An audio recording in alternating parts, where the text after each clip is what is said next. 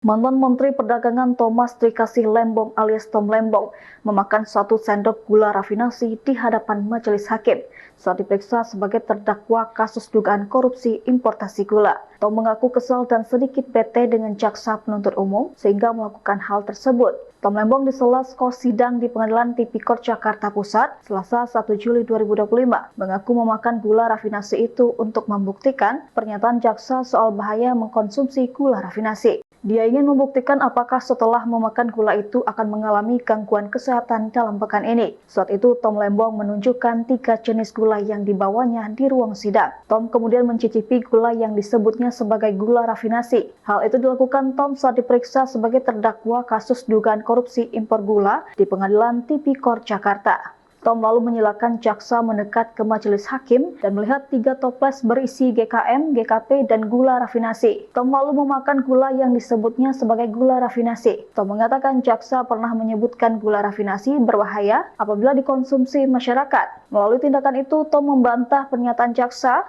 yang menyatakan bahwa gula rafinasi berbahaya bagi masyarakat. Tom menjelaskan GKM merupakan bahan baku yang masih perlu diolah dan dimurnikan di pabrik untuk menjadi GKP. Ia juga menjelaskan GKP memiliki penampilan yang lebih keruh namun memiliki tingkat internasional Commission for Uniform Methods of Sugar Analysis yang lebih tinggi. Sementara gula rafinasi sangat putih dan bersih namun memiliki tingkat IQMSA lebih rendah sehingga kalah manis. Tom lalu berkelakar mengajak para pihak melihat bagaimana kondisi kesehatannya pada akhir hari ini atau pekan ini setelah mengkonsumsi gula rafinasi. Pernyataannya ini membuat peserta sidang tersenyum, termasuk majelis hakim.